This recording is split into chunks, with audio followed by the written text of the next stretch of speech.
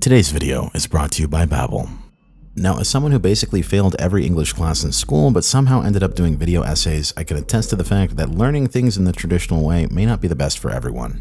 And when it comes to learning things like a second language, I feel the same way. Antes de YouTube, durante de los años de universidad, trabajaba en un restaurante donde todos los cocineros allí solo hablaron español con un poco de inglés. Tomé varias clases de español en escuela, pero siento que aprendí más en mi trabajo porque usábalo en realidad. There's something to be said about learning things in a real and practical way, and that's why Babbel is so effective as a language learning app. They actually get you speaking from the very beginning, and they cater their lessons to real-life situations, not just mindless testing.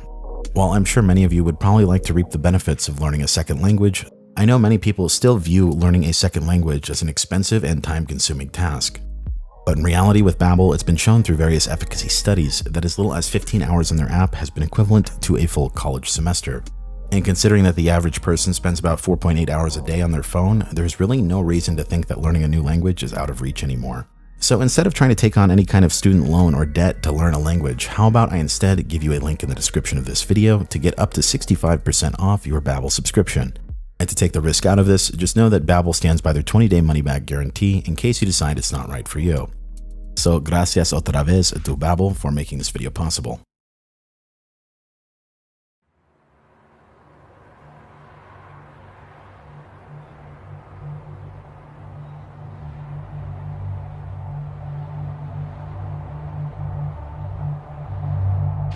Social segment tonight, the new payola, a sour note that is tainting the rock music business once again. It was back in the 1950s that payola became a way of life in this industry. Record companies and promoters paying off disc jockeys to plug new releases and to boost sales. Today, the practice appears to be back, with a group of independent promoters playing a major role. And federal authorities are investigating a possible mafia connection.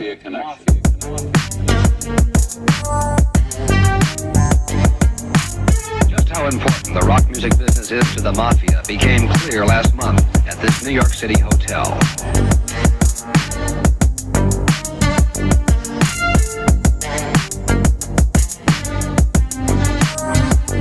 Indicted by a federal grand jury in Newark on racketeering and extortion charges, accused of using violence to get their way in the gambling business, the narcotics business, and the music business.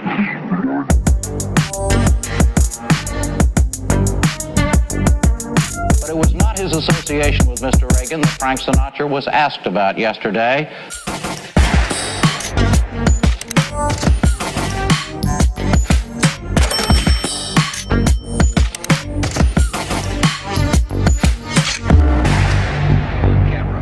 Tell the same story Cox does about payoffs of cash, cars, expensive watches, drugs, and nights with women.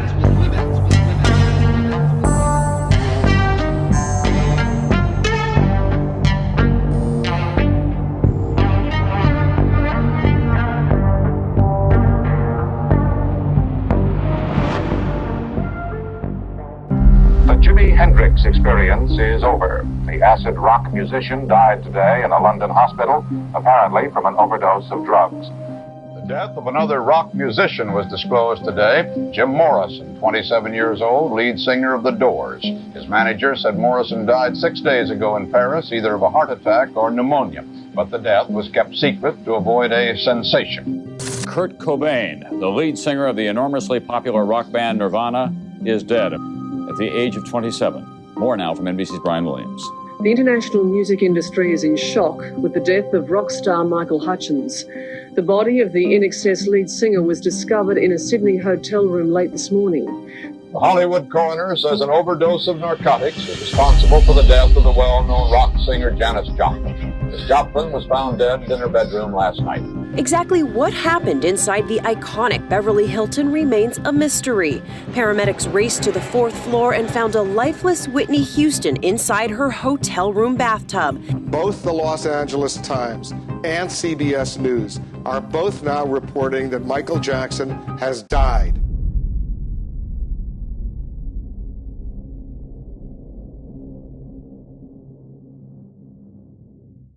I don't think many people at first glance would regard being a popular musician to be particularly deadly, but looking at the data, we see something rather peculiar. According to a study conducted by the University of Sydney, which sampled 13,000 different artists across 7 decades, it was noted that a popular musician's life expectancy was up to 25 years shorter comparable to the general population. Furthermore, accidental death rates were between 5 and 10 times greater, suicide rates were between 2 and 7 times greater, and homicide rates were up to 8 times greater. The study suggests an average life expectancy for musicians that are male to be in the late 50s and women in the early 60s. At first glance, these numbers are hard to contextualize, so let me give you something to compare it to.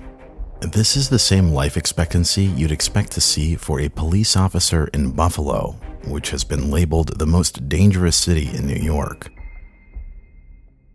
Or if we're talking about the 90s, a male musician has a shorter life expectancy than a coal miner in China in the 1980s. These numbers make it clear as day that the true price of fame in the music industry is up to 25 years off your life. But that's not to say that fame is this deadly across the board.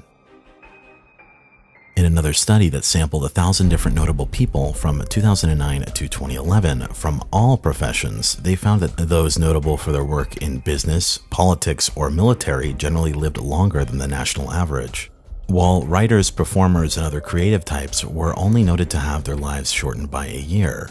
So what is going on with the music industry in particular? While we've established that the music industry is particularly deadly, the vast majority of the literature on the phenomena seems to isolate this to just 1 or 2 things, such as the added stresses from fame or the ease of access to substance, or that creative types tend to be more predisposed to mental illness. While there's no denying that these factors definitely play a role in this phenomena, perhaps there's a bit more to this story. While much of the formal research on this topic scrutinizes what is wrong with the artist as an individual, perhaps it's better in this case to focus on what is going on within the industry as a whole. Because if you shift focus away from the individual to the industry, and you pause for a moment to think about the financial incentives of the music world, you'll notice something incredibly concerning. Music is one of the few industries on the planet where someone's work is worth significantly more to a company after their passing. Generations are remembered by the art that they leave behind, and the easiest way to be remembered is to be hailed as a legend from that time period. A premature death can take an artist from a good artist to a legend, which can in some cases solidify an artist's recording catalog to be a cash cow for decades to come. Think about this for a moment. When an artist signs his name on the dotted line to a record company, the record company will in many cases own all of the masters for the songs recorded under that contract. And when an artist signs to a major label, it's safe to say that their death is in many ways factored into the initial investment. And in many ways, after an artist has peaked in popularity, there becomes an awkward point in their career, where the artist is worth more to them dead than alive.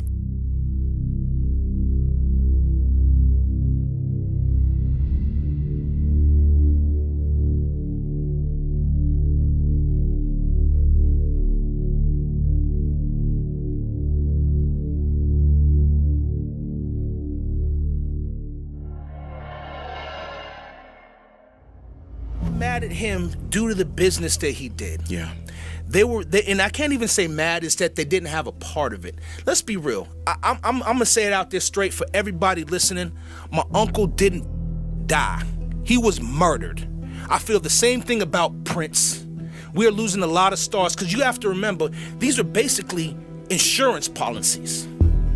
When he dies, whatever was owned by the company reverts back. We're not talking about $100,000. We're not talking about $1 million. We're talking about billions of dollars. Notice that when my uncle dies, why do you hear all his music? Why is there a Motown cartoon out now? Okay, well, obviously when my uncle was alive, he wasn't giving the rights to anybody. But when he dies, all of a sudden,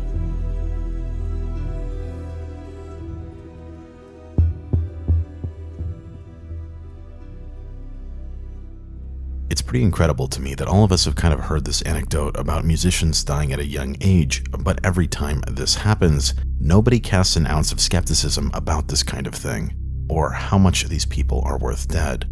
That, in my opinion, is the true dark side of the music industry. And it seriously does not help that social media in the modern day has made artists' deaths even more lucrative. As one Nielsen executive had stated in 2016, "If Earth, Wind & Fire's Maurice White passed away 10 years ago, you might have read about it in a paper and then waited until there was a store open," he said. "Now the news cycle travels extremely fast, and you get more awareness. The instant gratification is there. You can buy it or stream it, and it magnifies the consumption." Now, instant gratification is definitely an interesting word choice from this Nielsen executive, especially considering some of his other comments in the same article. This was different from other years, Dave Bakula, Nielsen's senior vice president of Industry Insights, told the Post. "The news cycle is very viral. I've never seen a year like this before. The number of big-name artists passing away. The music industry is getting an extra boost from the celebration," he added. Notice that the author of the article here had to add this for context, but obviously I am nitpicking a bit. All of you probably know what this executive is talking about. Whenever an artist passes away, everyone comes out to show their respects on social media, and this effect has an uncanny ability to run up sales numbers. While in recent history it's been labeled the Prince effect, we have known for quite some time that an artist passing can be lucrative. But just how lucrative it is, we are just now getting to measure the effects more closely in the modern day. One paper titled Music, Death, and Profits lays this all out for us. Notably, this was the first study of its kind to show the long-term effects of this phenomenon. In their study that monitored 81 artists who passed away from 2015 to 2017, they found something pretty disturbing. Our findings show that a rate of sales does not return to pre-death levels, but instead is in most instances persistently higher even several years after the death shock occurs. Album sales leapt a staggering 226% on average, just on the day the artist died, and they doubled overall on average for the first 100 days. For bigger artists like Prince, the effect was even more pronounced, as he saw a 16,000% increase, while other large artists saw very staggering numbers as well. Furthermore, looking at the album sales for other rappers who have died young, we see that almost all of them see commercial success they never saw in their own lifetime. As if the financial incentives weren't already way too far in the wrong direction, this actually gets a hell of a lot worse. Because there's a clause in record contracts that allows record labels to cash in even more after an artist's passing.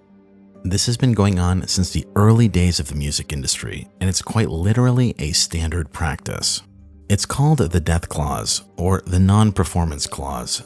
Now, this is one of those lesser-known details in regards to record contracts, but the former manager of the Grateful Dead, Hank Harrison, wrote about this some years back. Essentially, it goes something like this. Company shall have the right to secure insurance equivalent to 10 times the estimated value of the artist's earnings from any source of revenue for company's sole benefit. Company shall be allowed to employ any insurance carrier or combination of the same to assure this benefit and need not consult or require signature compliance from the artist. Company shall keep such information confidential, except that the company may disclose information to the applicable insurance carriers or as required by law. Artist or artist's estate shall have no right to review or claim the benefit of any such policy obtained by the company. And to quote what Hank Harrison later wrote in this article, he states, "In short, here is what a death clause does in my humble opinion. If an artist fails to perform or pay back advances, the artist becomes more profitable dead. Today, the hit clause still exists, but it is more subtle, and whereas it used to be worth thousands, it's now potentially worth billions. Labels invest millions in new talent, and the insurance policy is a protection against loss or a way of collecting projected profits for music, t-shirts, books, foreign rights, and everything else in all forms." Now, I want to clarify one thing here about the death clause. And it's that this type of life insurance, also known as key man insurance, is actually a standard practice in other industries as well. And depending on how you look at this, it's honestly just a smart business move given how much money they invested into them in the first place. But normally when an employee dies in other industries, there is a pretty significant loss of revenue, and this insurance is designed to make it so the company can stay afloat until they find a replacement. But in the music industry, this is just them double dipping. Now, in case you're unfamiliar, record deals are structured like a loan, also known as an advance. A certain amount the artist gets to keep for living expenses, and the rest will usually get poured into the cost of making an album as well as marketing it. While the specifics will vary from deal to deal, the premise is pretty much the same across the board. Only after the label is paid back in full will the artist receive any royalties on the music recorded during that time. And assuming all goes well with the contract, the process will repeat with a new contract and new debt. If they don't succeed though, or paying back the label is taking too long, or the artist is trying to get out of the deal, then the death clause conveniently helps the label collect. What's more, as bad of a reputation as record labels may have, they aren't the only ones with perverse incentives.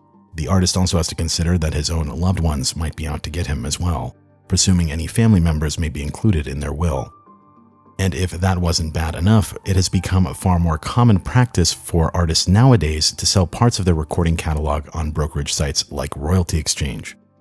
And I'm just going to flat out say this right now, it's only a matter of time before something bad happens with one of these Royalty Exchange platforms.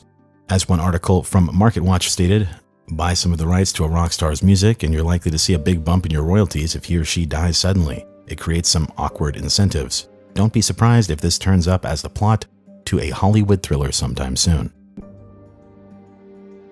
So yeah, nowadays basically an artist has to worry about literally anyone and everyone potentially having a price on their head.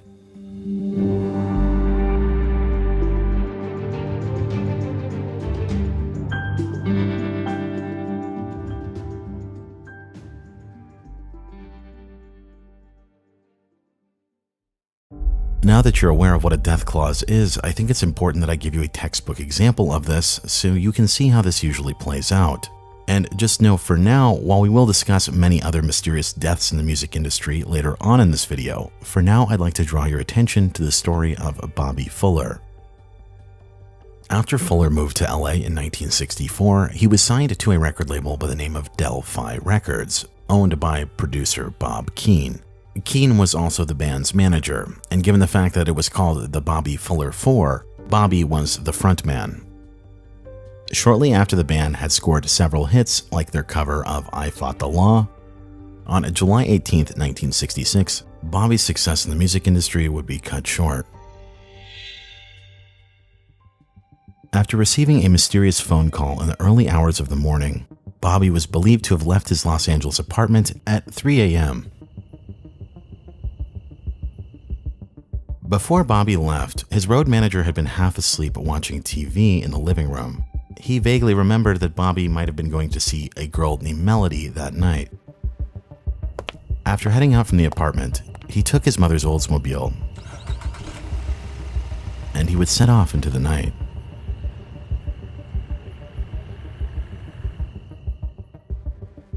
As the day turned to morning, Bobby failed to meet up with the other members of his band for rehearsal later that day. Around 5 p.m., a couple other visiting musicians had come to see Bobby at his apartment. They claimed that when they were driving up, Bobby's mother's car was not there. Bobby's mother, Lorraine, also noted this. She had been keeping an eye out all day for Bobby to come home. After the two visitors came into Bobby's apartment, Bobby's mom then went to go get the mail. To her surprise, the car was there. Upon closer inspection, she found Bobby lifeless inside of the car. He was found lying across the seat, where the entire car reeked of the smell of gasoline. There was a 2.5-gallon gas can found below the driver's seat, and a gas hose was also found nearby. Upon discovering Bobby in this state, Lorraine called the police. And when they arrived, they took a quick look at the body, and they ruled that Bobby had taken his own life from drinking gasoline. The authorities quickly discarded the gas can and called it a day. The car was never dusted for prints, the police didn't interview anybody, and all in all, it was an open and shut case. Later, it would be revealed through the autopsy that there was no gasoline found in Bobby's stomach, where the coroner later stated that Bobby had died due to inhalation of gasoline fumes, classifying Bobby's death instead as an accident, a finding that nobody, not least his own mother and family, agreed. Multiple witnesses noted that it appeared that Bobby had been beaten up badly and had a broken finger. There was blood found on his shirt and face. Multiple witnesses, including Lorraine, also made the comment that it looked like he had been dragged on the ground, and his body showed various scrapes and injuries. The coroner claims that they were mistaken. He claimed he found no bruises, no broken bones, and no cuts, or evidence of a beating. Instead stating, "Body in full rigor, skin slip due to high temperature in car."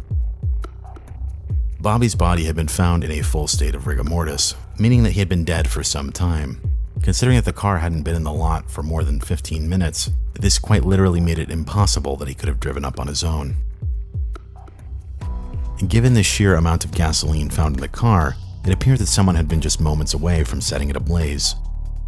According to an article from Spin magazine, in 1983, Rick Stone reported that he was sure Bobby's head had been doused with gasoline. To this day, Jim Reese maintains that he saw a half-burned book of matches and a burn on the vinyl of the backseat of the car. Assuming the car failed to light, this meant that the persons responsible were lurking nearby. Rather interesting when you factor in that Bob Keane just so happened to magically appear at the scene within moments. Now, Bobby's story is essentially a cautionary tale of what can happen in the music industry.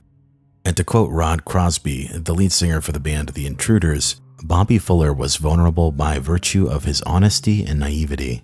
If he had been a streetwise, bitter person, maybe he would have survived. He lived on a high plane of idealism and fantasy. He was swept into the maelstrom of rock decadence and was a victim of a ruthless business. Essentially, Bobby had become worth more dead than alive behind the scenes. He had a life insurance policy taken out on him for about $850,000, while all of the other members of the band had policies at around $100,000 each.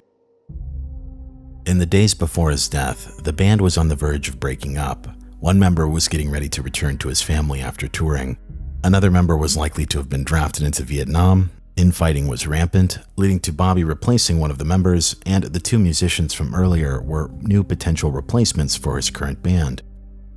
Essentially, Bobby Fuller had had enough of his management, between them failing to fulfill orders for his recent single, and the fact that Bob Keane had been micromanaging their sound, often making artistic decisions which led to their worst financial failure, the Magic Touch, which in spite of heavy promotion through Payola, it still was not a commercial success. But that wasn't the only financial problem going on behind the scenes. The label had wanted Bobby to continue touring. He decided to bail on that. Had Bobby walked away, the label would have presumably incurred a large financial loss between the recent failure of the Magic Touch and the tour that was cut short. But if he were to conveniently die in an accident, let's say a mysterious car fire, then the label could easily turn a profit. Had the coroner ruled it being self-inflicted, the label would not have been able to collect due to a common clause in life insurance policies. Then in the months after, the coroner switched the death ruling to an accident. Conveniently, this was the most lucrative outcome for the label. Now, clearly there was something off about the way the police and the coroner handled this case. I should add that the police have never once refuted the timeline of events I've shared with you. But if you are a frequent viewer of this channel, you know that all too often when you see this type of behavior from officials, it's usually a pretty big hint that you're dealing with matters pertaining to organized crime. Additionally, in Bobby's case, when two private investigators were hired to look into his death, both of them quickly quit the case. Both refused to talk to the press, and one had claimed that they had been threatened. In the days after Fuller's death, three mysterious tough guy types showed up outside the apartment of another band member, Jim Reese. They had essentially broken into his apartment only to find that he wasn't there. Jim to this day swore he had no idea who they were, but it definitely concerned members of the group to the point that they were thinking that they could have been next.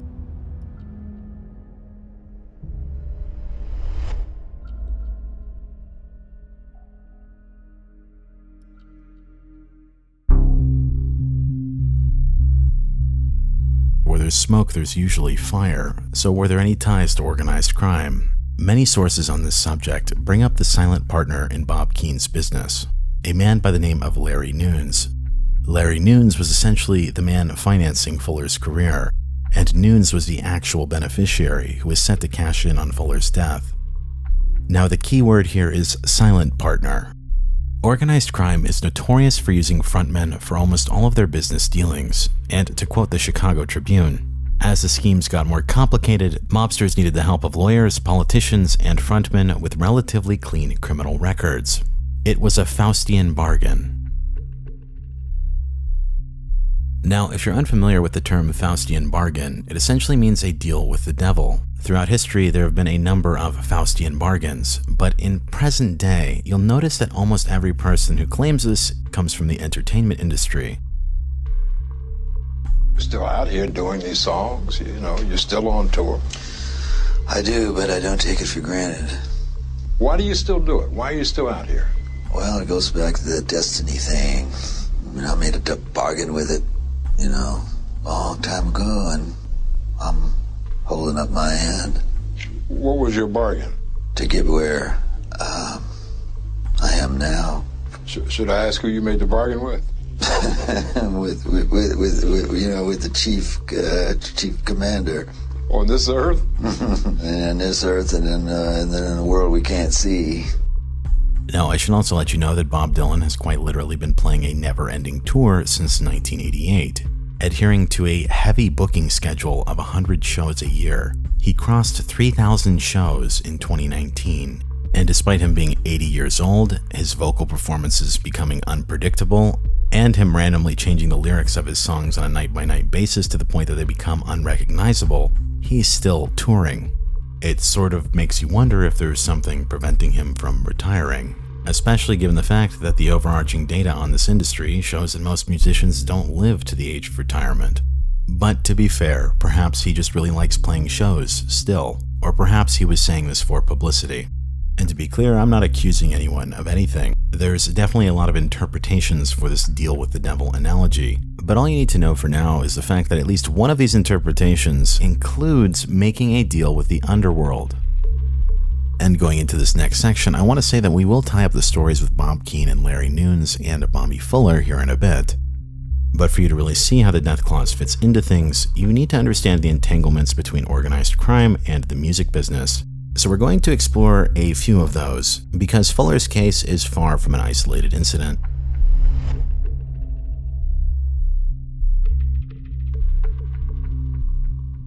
Tonight, the first of 5 Segment 3 reports on what we have chosen to call crime rock.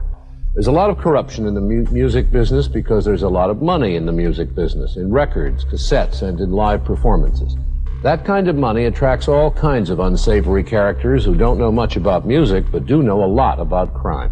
Brian Ross reports. Police say much of the trouble for Rare Earth came from this man, Joe Ullo, a reputed mob enforcer from New York, who moved to California a few years ago and moved into the rock music business. One of his first targets was Rare Earth. In 1969, Rare Earth was on top. Its first album, a double platinum record, selling more than 2 million copies.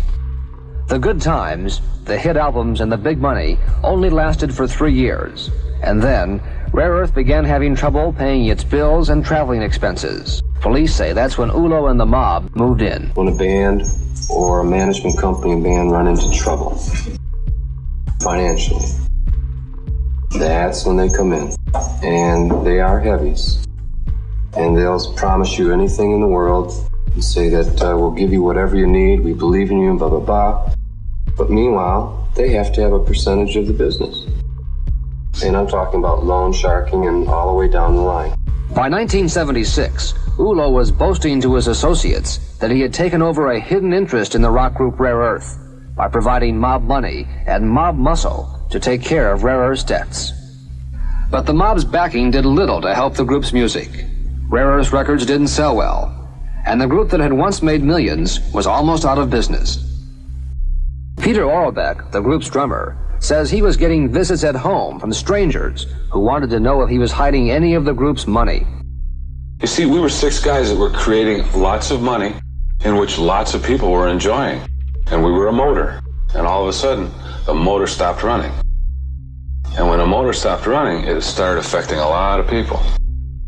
So you don't know what's going to happen. Joe Ullo was arrested last year for the of former basketball star Jack Molinas. And police say members of Rare Earth are lucky no one got hurt. It was a different story for the Three Dog Night, and police also are investigating Ula's relationship with this rock group. The accountant for the group was shot in the arm and paralyzed in what police believe was a mob dispute over control of Three Dog Night. The group has since broken up, and police are still investigating the shooting. The members of Rare Earth say what happened to them could happen to any rock group trying to make it big in the rock music world. Anybody that makes a lot of money, they're susceptible to being come on to by certain people if they run into money problems and if they're not smart enough to handle it all. And that kind of thing can shut down a group. Oh, instantly. Instantly. Because then the group, if a group becomes paranoid of their safety in any way, shape, or form, you can't go write a song. I mean, you have to have total relaxation and feel good about yourself in order to write good material that people will accept. I mean, it comes through in the music. You can see it, you can feel it, and you can sense it. This example with Rare Earth is probably one of the most common hidden arrangements. Art is known for drawing in people with an interest in money laundering, and given how risky it is to invest in musicians, many narcotics traffickers use artists as a way to launder dirty money, and if the musician succeeds, then that's an added bonus, which can be used to make even more money if they're able to go on tour. In Rare Earth's case, it was more notably an example of loan sharking, but there's honestly no shortage of examples I can give you from history. There are a lot of bands that were made off drug money. For example, the largest manufacturer of a substance that starts with L and ends in SD was the financier behind the band The Grateful Dead. Had it not been for him, they largely would have never succeeded. In the present day, many DJs are just fronts for selling narcotics. And you'll often see that rap groups are often fronts for illegal activity, but that's not to say that gangsterism is exclusive to rap in any capacity. Frank Sinatra, for example, was known to have been a mob-connected musician, one of the most successful, largely due to his mob ties. While never prosecuted because they could never build a case against him, he was known to have been close with many famous mobsters like Sam Giancana, the legendary mob boss of the Chicago outfit for a time, as well as reputed mob boss Lucky Luciano, the first mob boss of what would later become the Genovese crime family. When Sinatra first started in the music business, he had rose to prominence singing in Tommy Dorsey's band. After his notoriety outlived the band's usefulness, Sinatra was stuck in his contract with Dorsey. The story allegedly goes that Sinatra's management offered $60,000 at first to get him out of that contract, but when Dorsey refused, Sinatra turned to his godfather, Willie Moretti, the New Jersey underboss of the Genovese crime family. Rumor has it he threatened him, and curiously, Dorsey let him out of that contract shortly after for $1. You see, Sinatra had to be watched closely by the powers that be. He had political influence, wealth, and close business dealings with very powerful people. This is why you'll notably see a lot of references to Sinatra in rap music. But this arrangement isn't just found in the American music industry either. In research pertaining to cartels in Mexico, music management is listed as a risk-tolerant method of money laundering. And on top of that, to quote this paper, it is unclear whether the music groups participated willingly or under duress in this scheme. In one version of events, groups were targeted by the organization that forced them to participate, in addition to paying extortion quotas. However, an anonymous music industry expert revealed that some groups that had yet to become popular accepted organization money in exchange for producing records and writing songs that praised the organization. Once the music groups became popular, they could participate in the scheme because they could go on tour. In this sense, the organization would invest in lesser-known groups in the hopes that the songs would become popular and allow them to go on tour. This arrangement was unstable, according to the music industry expert, because once a group becomes famous and no longer needs the capital from an organization, it may seek to pursue an independent music career. However, if a group or any members of the group tried to sever ties with the DTO, they were often executed.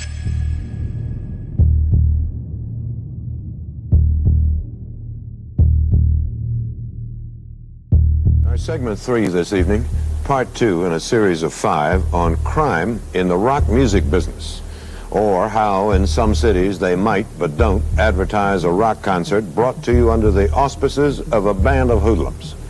There is so much money in it, so many guitar players becoming millionaires in their 20s, gangsters have seen an opportunity and moved in, as reported now by Brian Ross.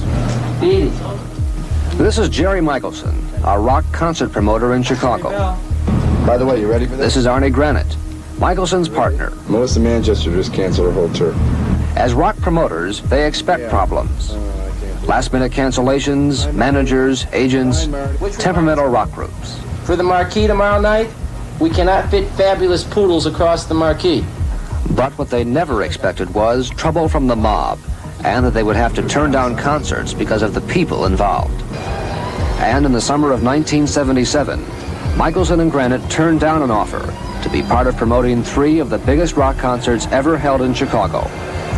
This is Soldier Field, and the 3 big concerts held here were called the Super Bowl of Rock, with estimated ticket sales of well over $2 million, and the biggest names in rock music appearing. A federal grand jury is now investigating allegations that the mob ran these concerts, suspected of bribing city officials to get an exclusive on concerts in Soldier Field, booking rock groups through frontmen, and driving up the price of concert tickets, all part of a huge mob scheme to make big money in the rock concert business. One of the men under federal investigation is Victor Comforti, last photographed 20 years ago when he appeared before the McClellan Senate Rackets Committee. Comforti works out of this heating and air conditioning company on Chicago's west side. A number of rock concert promoters from around the country are believed to be close to Comforti, and federal investigators say this garage has become an important meeting place in the rock concert business. Terry Bruner of the Chicago Better Government Association investigated the concerts. He says Comforti was the godfather of the Soldier Field concerts. He goes way back in the history of organized crime in Chicago. And I think that it's pretty clear that he was the person who was the go-between between the rock promoters and the city officials who were concerned.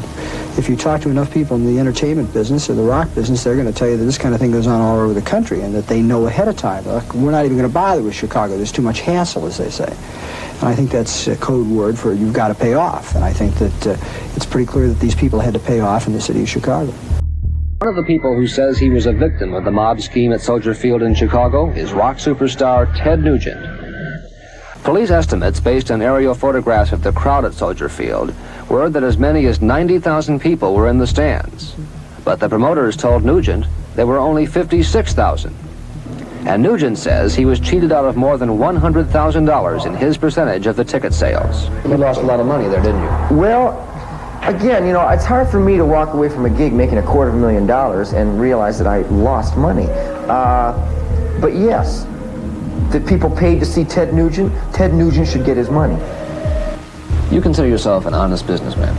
Oh, totally. Do you, though? Yes. Has that hurt you in this industry? I would say so. I would say that it's definitely hurt us being honest and operating in an honest way. It is difficult. Over the years, there's been times when it's been difficult. We've had to make hard decisions like that. Not to make a payoff, not to skim, not to cheat. Yeah, those decisions have had to be made. There's been easy money out there at times. There was ours for the taking. In this hall in Nebraska, it is still possible to put on a rock concert without the mob. But in Chicago, and in a number of cities in this country, promoters, managers, and rock stars have to go along with a lot to put on a rock concert. Now, this type of criminal entanglement, just like many others going forward, you're going to notice a trend. There are examples of corruption from the very beginning, and there are also examples of circumstances in the modern day. For example, many nightclubs and many concert venues are just fronts to launder dirty money as well. There's no shortage of articles that you can find nowadays about venues getting busted. But this goes far deeper than that, so let's start with Coachella. One of the largest, most famous, and one of the most profitable music festivals in the United States and the world. That was started by one of the biggest traffickers of the Devil's Lettuce in California, Gary Tovar. His promotion front was called Golden Voice Productions, and he would take losses on paper but launder his money through the promotion business, and the shows would give him a cover to also sell more product. Now, there's something very interesting that happens when a venue becomes a front for illegal money. Assuming the management doesn't skim from the artist, and there's some actual honest business going on, relatively speaking, the bands actually get paid very well. To quote an article from OC Weekly, the singer of TSOL, Jack Grissom, explained, When he started paying us more than anyone else in the country would pay us, I mean, it pissed people off. Gary really started paying these bands what they were worth. We'd play a show and the show would be packed and a band would get $100 or $200. Gary was the first punk promoter who actually paid what they deserved. Well, if we all got what we deserved, we'd all be in jail, but it was unlike any other promoter. Everyone wanted to be on Gary's shows, and it only was a short time before he was the biggest promoter around. Now, I can only speak for what is available online, and there's actually a lot of positive stuff said about this guy. Like, he helped a bunch of bands get started, he would fly them out, he took a lot of losses, he was very generous as well. In fact, even when the feds busted him in 1991, a bunch of the groups that he had promoted early shows for would go on to thank him by doing a banquet to raise money for his legal fees. And he was known for promoting a bunch of bands like Red Hot Chili Peppers, Jane's Addiction, Nirvana, and some of their earliest shows, all before they were widely known. Now, obviously, the business wasn't going as good while he was in prison, but in 1998, he was released, and a year later, they would go on to launch Coachella as this one big music festival. While Tovar was no longer the owner, he did join back as a consultant, as he had previously signed over ownership to his employees. Because Tovar was relatively generous with his front business, unlike many others in this industry, it inevitably led to Coachella becoming a success. Now, this one is a surprisingly positive one, given that the industry's history reads like a hall of rogues. But in reality, I had to restore your faith in humanity for a bit just to talk about this next character. Because when it comes to the shady business of music venues and nightclubs being used as fronts for illegal activity, this goes back to the emergence of organized crime in America. In the 1920s, the outlawing of alcohol led to speakeasies where organized crime figures like Al Capone needed a constant supply of talent to keep the drinks and illicit gambling going. This created a need for someone to manage these performers and book them each night, as well as orchestrate them getting to the underground operations. This led to the creation of a company by the name of Music Corporation of America. The guy who founded it was named Julius Caesar Stein.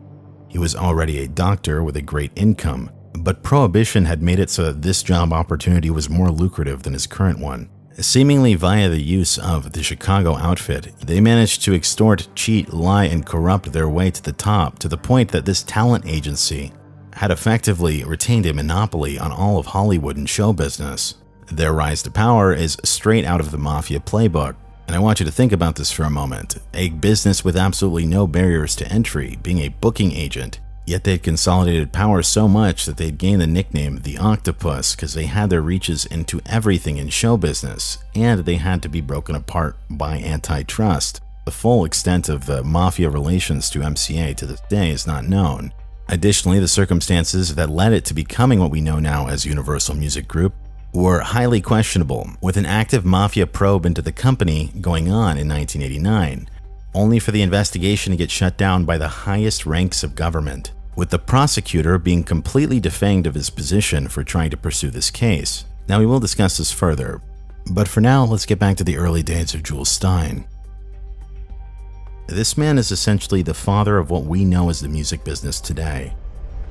You struggle to get the contract, and then the contract is sort of, the indentured servitude type of thing. Our first contract was 7 albums, essentially 14 years. So I signed that contract when I was 23. That's crazy. Okay, so I'm signing, at 23 years old, I'm signing a contract that's supposed to take me into 37. You're signing a contract for more than half your life. And if you look at the shelf life of most artists, it's 4 to... So they're basically anticipating your entire arc. That's so crazy. So you don't have any leverage, other than that they want to sign you. You sign the deal, and then it becomes this weird dance of like, can I sustain success? Yeah. If you get success and you have leverage, they'll get out of your way because you're making them a lot of money. But the minute you're not making them as much money, then they step in and they start playing these Jedi mind tricks on you. We know what to do. The public's going to forget about you. I mean, I've heard all these things, like, this kind of weird, like, yeah, you're in the room, but we're the arbiter of whether you can stay in the room. That's the weird position that record companies had for a long time that they don't seem to have anymore. I would argue against that because they still do? Well, they've moved to a different set of circumstances, and I'm not as conversant as I once was, but one thing they do with certain younger artists, but I think particularly more in the pop realm, is they do these 360 deals where it's like, right. if you get a perfume deal, if you like your whole world, they own you. We own a piece of your whole world. And fame is such a great quotient in American life now that you can see where kids would trade fame and be willing to give away like the profit part. Well, they'll take a risk at the long-term ownership. Right. So let me jump in there. So if you actually survive the cut, let's call it phase one. You're successful, you're a name, and now you're in a place to either renegotiate or your deal is up or whatever. I once had a conversation with a very powerful music executive, and I said, and I was friends with the guy, so I was like, give me the insider psychology here. Now that I know the game that you run, what do you tell people like me when they get here? And he says, oh, it's just, there's always a price. So they know that even if you get through the matrix of the whole thing and get out the other side, that there's just a dollar amount that will buy you back in. Whoa. They're not worried that you'll go independent. And in fact, if you look at a lot of the machinations of the music business over the last 20 years, especially with the rise of the internet, it's to keep people in the system. Yes. They don't want true independence. It goes without saying that once enough power is consolidated in any industry by limiting competition, the workers in that industry will flock there because that's where the majority of the opportunity is. Taking a look at history, a perfect storm of events enabled Julius Caesar Stein to have a near monopoly on managing talent in the music, film, and radio business. For one, prohibition made illegal business incredibly lucrative. The second of which was the Great Depression, which in turn shifted bureaucratic focus onto other issues. Now, as you can imagine, having the backing of the Chicago outfit made limiting competition in Chicago incredibly easy. It goes without saying that if you did business with a rival gang, the outfit was likely to not be forgiving. Furthermore, clubs that refused exclusive deals with Stein were often targeted to be put out of business. In one particularly humorous example, he hired a mobster to launch a stink bomb during another set of another agency. But what further allowed Stein to expand his exclusivity network was the founding of the Commission within the American Mafia. Essentially, after a large amount of bloodshed and infighting for power within the Mafia, Lucky Luciano ultimately ended up on top of the underworld around 1931. Luciano was incredibly intelligent, and he knew that taking on the role of boss of all bosses would likely lead to a shorter career. So he instead attempted to solidify the power structure within the Mafia by creating a board of directors to mediate disputes within families. The commission consisted of 7 family bosses originally, and after Capone went to prison for tax evasion, Frank Nitti would replace that role for the Chicago outfit within months. This, in theory, should have given Jules Stein a new network of connections through this newly formed alliance, allowing him to extend his exclusivity far beyond Chicago. On top of all of that, as a result of Al Capone going to prison for tax evasion, this meant that the US government was now willing to tax illegal income, and thus stressed a greater importance in working with front businesses. Jules Stein was at the right place at the right time. To quote the book Dark Victory, Ronald Reagan, MCA and the Mob by the author Dan Moldea, which on a side note is a very good book, and I highly recommend that you go read it. Whether you like or dislike Ronald Reagan politically, all I will say is that nobody gets to the top without doing a few favors. But getting back to his book, formerly represented by MCA, Jones, like Duke Ellington and Count Basie, had left the agency in 1939 after Willard Alexander, a top MCA agent, had defected to the William Morris Agency. Jones told Morey that MCA controlled most of the big-name bands in America and Canada, and at least 75% of the entire band booking business. How has MCA become so successful, Morey asked. Well, they've devised a system of rotating bands in all of the places they play, Jones replied. The system's so perfect that without the MCA contract, a band leader can't make enough bookings to make a living, and the clubs can't get enough bands unless they sign contracts with MCA. This system that Julius Caesar Stein created is the reason that bands go on tour to this day. Before this, they all had been playing at one location for months at a time.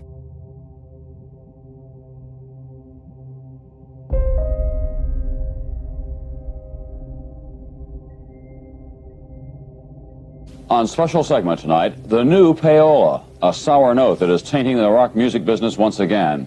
It was back in the 1950s that payola became a way of life in this industry, record companies and promoters paying off disc jockeys to plug new releases and to boost sales. Today, the practice appears to be back, with a group of independent promoters playing a major role. And federal authorities are investigating a possible mafia connection. NBC's investigative reporter Brian Ross has additional details. This block on First Avenue on the Lower East Side of New York is a stronghold of the Gambino Mafia family.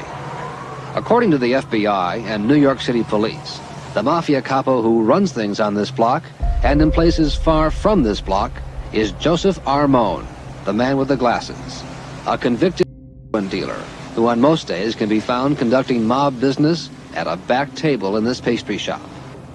For months now, the activities of Armone and others have been watched closely by the FBI and police as far away as Los Angeles, as part of an investigation of corrupt practices in the rock music business and what appears to be the reemergence of payola at rock music radio stations. This was the Waldorf Astoria last month at a black tie celebrity dinner to honor some of the early stars of rock and roll. And among the guests, two of the most powerful and feared men in the rock music business. Joseph Isgro, who authorities say has described Mafia capo Armone as his partner, and Isgro's close associate, Fred DeCipio, who rarely does business without his associate, Mike, by his side. DeCipio and Isgro, each with his own company, are top men in what is called the network. About 30 men, many at this dinner, all known as independent record promoters, who industry executives say are getting millions of dollars a year from record companies to make sure that certain new songs become hits on certain rock music radio stations. South Florida's hit music station. Don Cox of Miami, one of the top disc jockeys in the country, says some promoters will do almost anything to get their records played and earn their big fees from the record companies. Well, do you know how much money you make on having a hit record in this country? Cox, who's had a drug problem, says he's had to turn away promoters who have offered him cash, cane. Here, take this ounce and going home. Okay. A couple $1,000. Here, you go take, you know, we can get more, you take this, and I'll give you a call Tuesday. And what happens Tuesday? They call you and go, how was that? By the way, I got this record I want you to hear. Now, if you take it, you got to answer the phone. But they cozy up and they corrupt. It's their job. Cox on the radio. Cox says at his station, the music staff picks which records to play based on the music. Miami think those fun. But disc jockeys and program directors elsewhere, who said they were afraid to go on camera, tell the same story Cox does about payoffs of cash, cars, expensive watches, drugs, and nights with women sent over by the promoters. Another side of the payola scandal, according to industry executives, is suspected fraud involving the weekly Top 40 hits charts, which determine more than anything what's played on the radio in this country. Okay, what was number 14? This chart, published by the trade newspaper Radio and Record, is based on calls from 250 leading rock radio stations, reporting what songs they're playing. Authoritative industry sources say independent promoters have been getting certain radio stations to make phony reports, getting records not doing so well, not even getting played, getting those records on the Top 40 chart. It's a serious thing. Ken Barnes, the paper's editor, says about 20 radio stations were put on notice for making suspected phony reports, and 2 have been referred to federal authorities. We're a trade paper. We can't be a cop. We can't really police what goes on at radio stations. By industry estimates, DeCipio, on the East Coast, is sometimes paid as much as $150,000 by a record company for handling just one record.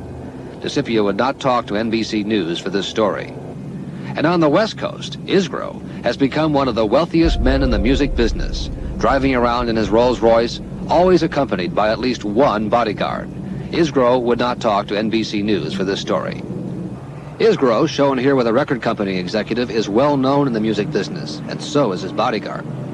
But of 10 record company presidents contacted by NBC News, including the heads of such major labels as CBS, Warner's, RCA, MCA, none would agree to talk on camera about Isgro or DeCipio or the network of independent promoters, some saying they feared repercussions. Off camera, one company president said, "You just can't be in business without them." A second company president said, "It's obvious what's going on."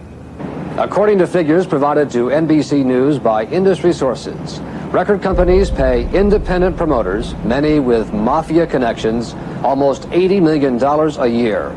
$80 million. And with this has come a climate of fear in the rock music business. Jay McDaniel says he was threatened by a big promoter when he tried to start a record promotion business, saying publicly he wasn't going to use payola. Were there threats of violence against you? Yes. What was said to you? It basically came out that I could have my face rearranged. Just how important the rock music business is to the mafia became clear last month at this New York City hotel. Joseph Armone, the man from the pastry shop, arranged an unusual meeting with the top 3 men in the Gambino mafia family, including the Gambino family boss, John Gotti. In the view of the FBI, a mob summit meeting. Also observed here, Joseph Isgro, who authorities say meets frequently with Armone and other gangsters, and Fred DeCipio, who, according to his lawyer, has never met Gotti, has met Armone only twice, and has no business relationship with mobsters. 1 hour after meeting top people in the American Mafia, Isgro and DeCipio were at the Waldorf, taking their places among the top people in the American music business. Brian Ross, NBC News, New York. Now, there are oftentimes a lot of misunderstandings when it comes to payola. You can pay to have a radio station play your song, they just have to disclose that they were paid to do it. Now, obviously, in the music business, everyone likes to act like they have a 100% organic come-up, like all their success just came out of nowhere. But in reality, if you know how this business works, you know that it's a bunch of people fighting over the exact same listeners. If we are to believe what industry insiders have been saying, payola never went away, and given the fact that 2,500 text messages leaked to Rolling Stone in 2020 seem to show that radio station promoters were actively stuffing playlists with the same songs, going as far as to play the same thing on repeat every 15 minutes to reach chart goals. And then the text later showed that once a song hit a chart position goal, they would swap it out for another song. Not surprising if you ask me. Dare I say it, but it's almost like the charts aren't an accurate reflection of what people are choosing to listen to. It almost seems like a closed system of power where only certain people are allowed to cheat. Notice how when an Indian rapper buys views to break the world record on YouTube, he gets stripped of his title and they change the rules, but when Taylor Swift does it, it's completely okay. Notice how when Jay-Z tries to create an artist-owned platform to challenge Spotify, when he fakes a world record, his company gets investigated for data fraud. But when record companies partnered with YouTube launched Vevo in 2009, Vevo magically becomes the #1 most viewed channel on YouTube, with Lady Gaga's Just Dance magically getting 90 million views in 24 hours at a time when most of the world didn't even have smartphones. Actually, if you're paying attention to this chart here, supposedly this video was uploaded in June. Notice that it gets 0 views that entire time, and then the day before Vevo launches, it gets 90 million views in a day. Vevo hadn't even gone live yet. The same pattern of behavior can be found in a number of different videos. And I just want to point out that if this video's views were real, this means that it would have literally been a world record all the way until 2020. You know, just when there's little contests, and this is #1, and this one wins this, and this is the band of the year and the album of the year, like says who and why is it a contest? So check this out. Do you mind if I explain it? Please do. Okay. The conversation came up with about the actual album, like Warner Brothers was interested if we wanted to bundle it, which is when you include the record like with a ticket, right? And a lot of people have been doing it, whether you buy a t-shirt and you get a record and it's a digital download link. And I was like, well, how does that work? And I'm like, well, you would give $5 from each ticket back to Warner Brothers, and then you would get a record sale. And I was like, that doesn't make any sense to me and to Dan. And they're like, yeah, well, it's the only way you're gonna get a #1 record. So if you want a #1 record, you got to do that. And I was like, well, it's 1-to-1. Like we get $5 back, and then we get a royalty, and we get a ticket sale. And like, no, you don't get a royalty, and you only get an album sale count if they click the link, and we have a 50% click through. So in other words, we would pay $10 per sale on Nielsen SoundScan by giving the money back that we've sold on tickets to Warner Brothers, to our record label. I was like, that. At this point, that is a crazy deal. Check it out. We've sold 250,000 tickets on this tour. So we would give back $1.25 million. Our record advance for this record was less than that. I was like, if Dan and I were just on our own record label, we could give ourselves $5 per ticket and count, and we just take the money from the right hand to the left hand, give you a link, and if you counted it, we get the sale, we keep the money. That's basically what was going on. Now, what never ceases to amaze me is how people can take an incredibly subjective medium like art and then state that the one that did the most in sales of all things is the objective best.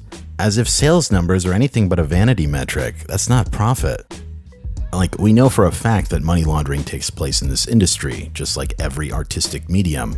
This is like saying that the best piece of digital art in human existence is this one NFT, because one dude bought it from himself.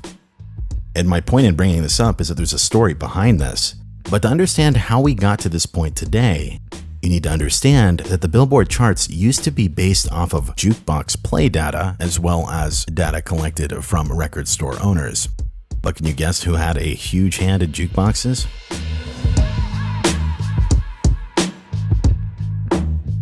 They were all cash payments. They could be placed on every corner. An ideal vehicle at the time to launder money. Now, out of the 4 big manufacturing companies for jukeboxes in America, Rockola was founded by businessman David Cullen Rockola, a mob-connected businessman who was later charged with corruption in 1929.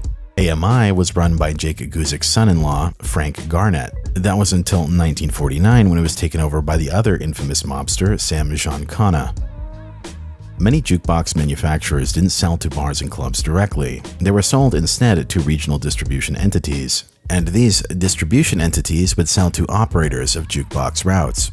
These operators would collect the cash, they would supply the records for the machines, and they would be responsible for the repairs and needed maintenance.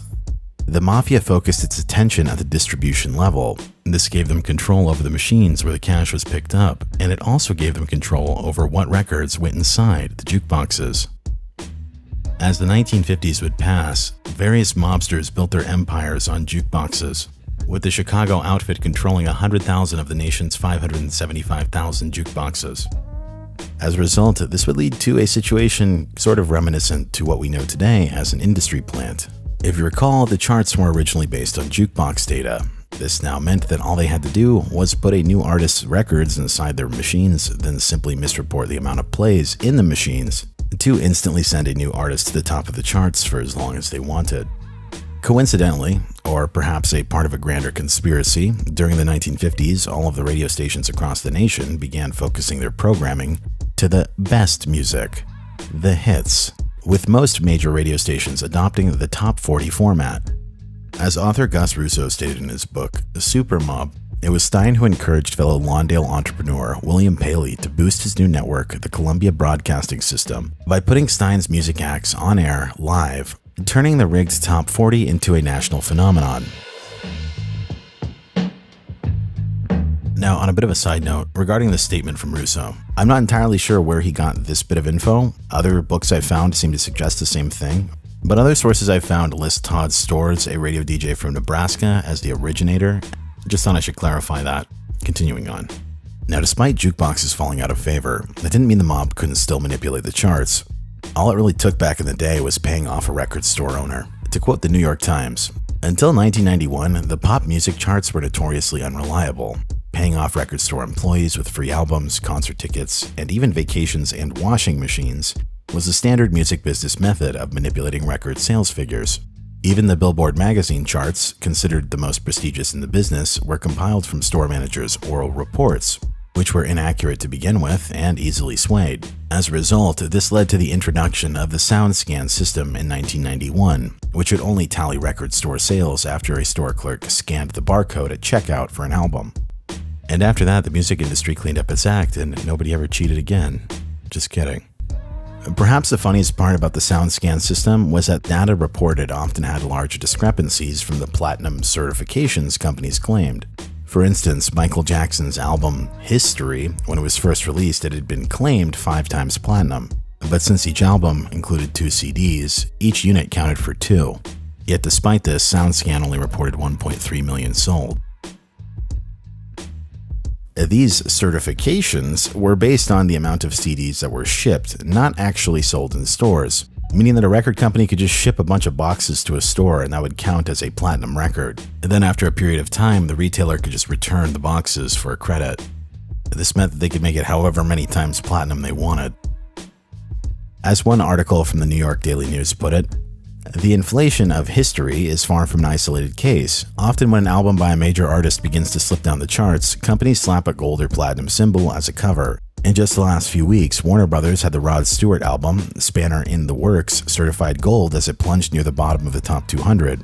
In fact, the album has only sold 211,000 copies so far, according to SoundScan. Likewise, Columbia recently planted a platinum sticker on the Soul Asylum record, which has sold 574,000 to date. While Polygram stuck a 1 million unit insignia on Bon Jovi's These Days, even though the album only sold 357,000 units to date. Such discrepancies put Billboard in an odd position.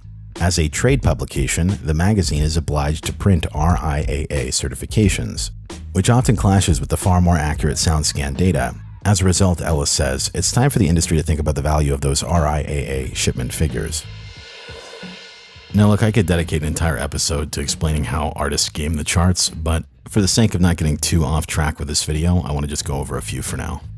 For instance, after SoundScan's introduction, record labels began holding back singles, then juicing the charts by building up radio play first. Additionally, there are stories of sweetheart deals being arranged with retailers, where they would send a bunch of discounted copies to their store, only for someone to come in that day and then just clear them all off the shelf. And then there's stories of people being paid off to run the same thing through the scanner over and over again. And there's other stories of barcodes being switched around, so then they could just redirect the sales from another popular track all into one. And lastly, the main method of gaming SoundScan back in the day was to send a bunch of copies to independent retailers. Here, each copy would be worth 3 on the charts. The idea here was to give a bunch of extra weight to independent retailers at the time because the SoundScan system hadn't rolled out across every single store yet. Then found in the documents of the Elliot Spitzer payola investigation, the documents accused Sony of keeping people on payroll to basically call in to the radio stations and make fake song requests. Then also found in these documents, it's alleged that radio stations have participated in selling spin packages. This one's really interesting. I always wondered why radio stations sometimes just play like a whole bunch of songs in quick succession during commercial break, but they'll only play like snippets and then they'll say like, you're listening to Pay 0104 or something. Now, I don't know if this is still true today, but it turns out the reason they were doing this is because airplay monitoring companies detect that the song is being played on the radio, even if it's just for a short time, and then they count that towards the charts. While you may have heard that people lie and numbers don't, just know that sometimes we don't get the full story behind those numbers.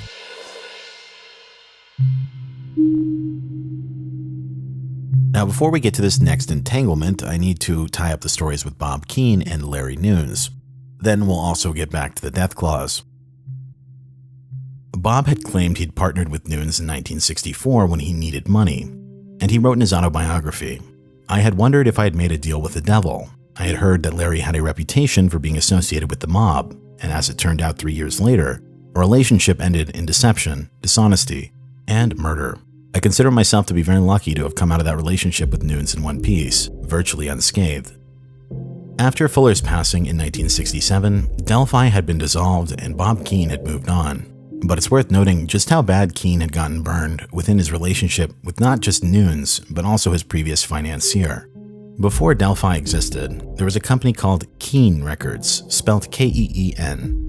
The story behind this goes, Bob Keane was playing clarinet in several bars and clubs around Los Angeles, and one evening he met businessman John Simus, who persuaded Bob to set up a record label with him. Under this position, Keane would go on to manage Sam Cooke for 3 years, who, I should add, he also passed away under disputed circumstances as well. But soon after working with Keane, Sam Cooke came out with a record that included Summertime, and on the other side it had You Send Me. You Send Me ended up reaching the #1 on the charts after it took off in 1957. At this point, despite Keane Records having earned over $1 million from sales from You Send Me, Bob apparently only had an oral contract with Simus. Eventually, Keane was cut out of the picture and he was duped and received nothing and was left out in the dust. Hereafter, Keane would go on to found Delphi. Keane basically had an open-door policy for musicians to audition for him. One of the more known was Richie Valens, who after seeing short-lived success, passed away along with Buddy Holly and J.P. Richardson, and pilot Roger Peterson for reasons unknown in a plane crash after failing a takeoff. Now that being said, just because the reasons were undetermined, it's worth mentioning that the weather conditions were incredibly poor, and the pilot wasn't even made aware of the weather that they were flying into. On top of that, the pilot was 21 years old, was not instrument rated, and should not have been flying in a snowstorm. Now, as a result, Keane ended up owning Vaillan's legacy via his masters, and over the course of the next half-decade with Nunes, he built up a pretty sizable catalog, including Chan Romero, Little Caesar and the Romans, Ron Holden, Johnny Crawford, Brenda Holloway, some of the first records from Frank Zappa, and the Surfaris. But that being said, Bob Keane basically had his entire catalog stolen out from under him. As he wrote in his autobiography, I was trying to resolve the dissolution of Stereophi, and towards the end of 1970, I finally got an agreement with Larry Nunes as to who was going to get what from the company assets. I was to receive all master recordings, including my Delphi tapes, and he got 600 copyrights in the publishing division. I signed the papers and went over to the local storage facility to pick up my property. There was nothing there. Missing, presumed stolen. I don't know who got the recording equipment, but it seems that the now defunct MGM Records was figured in the deal somewhere. MCA was even selling bootleg Richie Valens albums. The Keane story seems to be corroborated by the fact that several 45s turned up in 1973 from MGM Records. However, afterwards, Keane moved on from the music business after losing basically his entire career. Now, with Keane's story out of the way, let's discuss Mr. Larry Nunes. He was what's known as a rack jobber. That would be a person who maintains a distribution network of retail space at various mom-and-pop shops. The purpose of this kind of distributor would be to sell cutouts and overstocks for record companies, usually titles that didn't sell well or that they had overstock of that could be sold off for pennies on the dollar. While this might seem like honest work, this job was also a front for other illegal activity. For one, cutout deals allowed record labels to bypass the artist and not pay them any royalties. And the second use case for illegal activity would be to sell counterfeit records as well, under the cover of a cutout. As the LA Times once reported, critics of these sell-off practices have been complaining for years that record companies use the cutout and overstock designations arbitrarily to raise quick cash at the expense of the artists. They say that cutouts and overstocks often are routinely sold, bartered, or given away by the record companies to cutout distributors, favored retail accounts, and even company employees. In most cases, the artist receives no royalties. What's more, the Recording Industry Association of America, a trade group of the major record companies, contends that mass sell-offs create an atmosphere conducive to counterfeiting by providing illegal duplicators with a cover to produce large quantities of the recordings that have been sold by manufacturers as cutouts and overstocks. But in the case of Larry Nunes, what you need to know is that he was a cutout distributor who worked with two companies. One was MCA, and the other one was Roulette Records. If you recall that mysterious phone call in the middle of the night, where the road manager claimed that Bobby was going to see a girl named Melody, Larry Nunes employed Melody, and by all accounts, Melody was a lady of the night.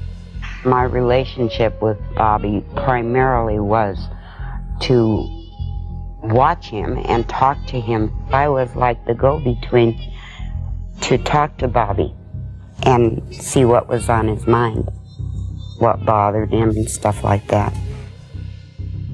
While Melody later claimed that Nunes was not mobbed up, it's also worth pointing out that Larry Nunes had signed an exclusive distribution deal with Roulette Records. That distribution deal was for the Bobby Fuller 4's last single, The Magic Touch. So following the money here, it takes us back to Roulette Records, owned by a man by the name of Morris Levy.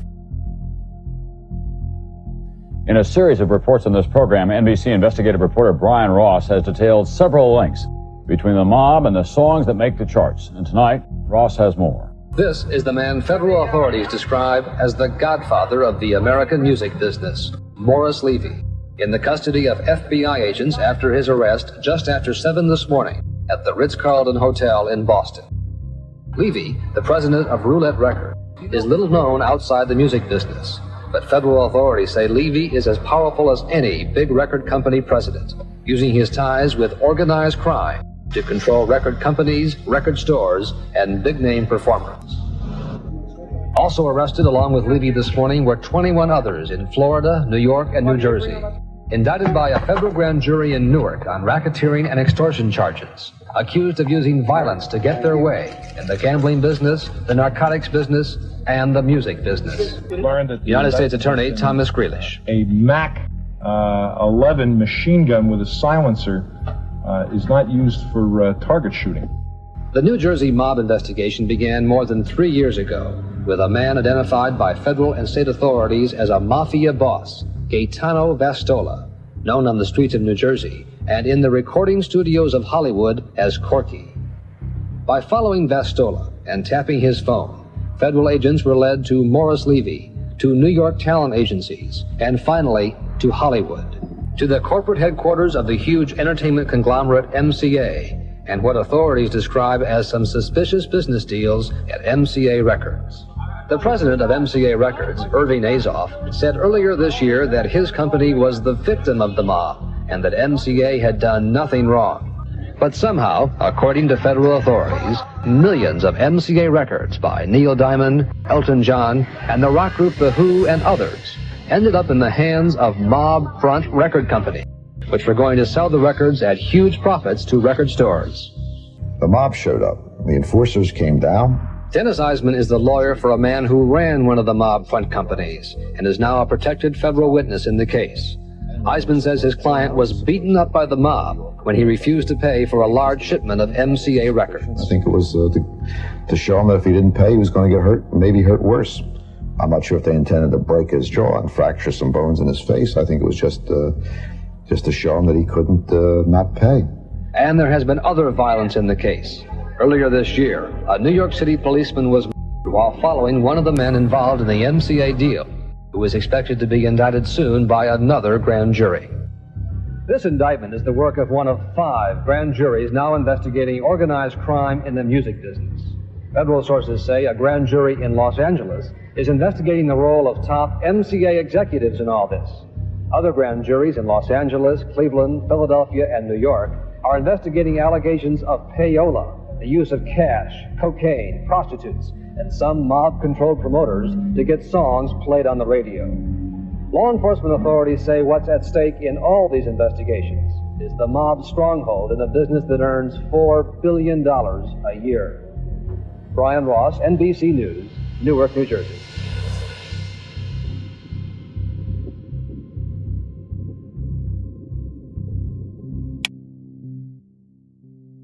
It goes without saying that the circumstances surrounding Bobby Fuller's passing are very questionable. But it's worth pointing out that had things gone a bit differently with Bobby Fuller's mother not keeping an eye out that entire day, then it would be much harder to argue the mysterious circumstances surrounding his death. This entire situation, given the facts available, reeks of a botched, contrived accident. I think some people think that the whole Jeffrey Epstein suicided thing is just some one-off meme. But I should let you know that this is a very real tactic used by organizations like the CIA to take out targets under secretive conditions. They quite literally wrote the book on this. For secret hits, either simple or chase, the contrived accident is the most effective technique. When successfully executed, it causes little excitement and is only casually investigated. On that note, when you understand the full potential of something like a contrived accident, it's very difficult not to be a conspiracy theorist in the music industry, especially given the fact that historically this industry has had ties to organized crime since the very beginning. And as long as humans are corrupt, I would say that those people will continue to rise to the top in those businesses, whether it be the same set of powers that be or another.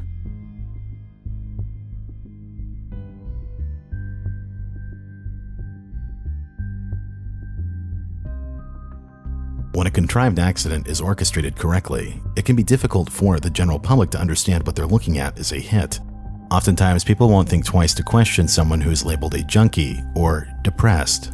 But you should know that staging of these particular incidents is definitely a real thing that goes on. But don't take my word for it, the CIA will tell you themselves. An overdose of administered as a sedative will cause death without disturbance and is difficult to detect. The size of the dose will depend upon whether the subject has been using regularly. If not, 2 grains will suffice. Man, I love your show. I like what you're doing. Really. Thank you. Right? That's why I came here. Fresh out of jail, I'll come to check you out, right? Right. Why the bulletproof vest? Oh, it's not. Oh, no, that's just. It's new style. You've been in the can for a while. This is what everybody. That's what all the talk show hosts are wearing. This is a new thing, right? Yeah. See, if somebody gonna do something about it, see, technology is so high, right? Right. So if you shoot somebody, you go to jail forever. So the kids, you don't want to go to jail forever, right? So they got this new thing out there. People sell them all the time. They got this stuff they get blood from somebody with AIDS, and then they shoot you with it. Oh, so well, that seems don't happen. bad. That's a slow death. Yeah. An easy thing, you know what I mean? Yeah. Oh, no. Okay. Now, as you can imagine, Suge Knight's statement here obviously put him at the center of a conspiracy surrounding Eazy-E. While some people question the possibility of such a plot, others have pointed out that the rate at which Eazy-E went from being diagnosed to passing away was incredibly quickly. Now, while various people have shared their opinions throughout the years regarding that conspiracy, what's incredibly interesting about Suge Knight's statement is that it shows a familiarity with the contrived accident. So with you getting a broader context on the music industry as well as some of its history, it should now be brutally apparent to you how little it has to do with music at all, and how much it actually has to do with crime. Within the next installment of this series, we are going to be diving in further into the contrived accident and various other conspiracies that come from the music industry. But before we go, I want to ask you, the audience, a question. What contributes to the data that we saw at the start of this episode? Is it really just substance and mental illness that contributes to having your life shortened by up to 25 years? It's not like musicians are unique in this problem at all. Substance and mental illness are prevalent in all walks of life, whether you're famous, poor, whatever. Clearly, this data shows us that something is seriously wrong with this industry. And before we end this episode, I want to leave you with a clip from NPR discussing Mexico's music industry. I want you to pay attention to how different the discussion is over in Mexico. From the year before. So my question is, are these musicians falling into what's a bigger pattern, or do you think there's something unique about the deaths of these musicians which may be attached to these cartels? The same reason that other people are being killed in Mexico. There are entanglements. And personal entanglements? Sure. A lot of personal entanglements. Narcotraficantes are often funding bands, according to anybody in the music industry who you talk to. In other words, actually giving the seed money for a band to get started, to get publicity, to get a record cut, and in return for that are frequently then expecting a cut of the money. Well, money, when it's changing hands, often can lead to misunderstandings and out-and-out deceptions, and the way that drug cartels deal with those sorts of problems is not by filing lawsuits, it's by killing people. Then there's also romantic entanglements. The closer a band is with that world, the more likely that a band member might, say, catch the eye of a powerful drug lord's girlfriend or wife or daughter. And all of these sorts of entanglements can create, very big problems. Now, it goes without saying that the cartel presence in Mexico is far more pronounced. But it's honestly foolish to think that organized crime doesn't exist in every single society, and it's not something that really ever goes away. They say the greatest trick the devil ever pulled was convincing the world he didn't exist. This is Barely Sociable. Have a good night.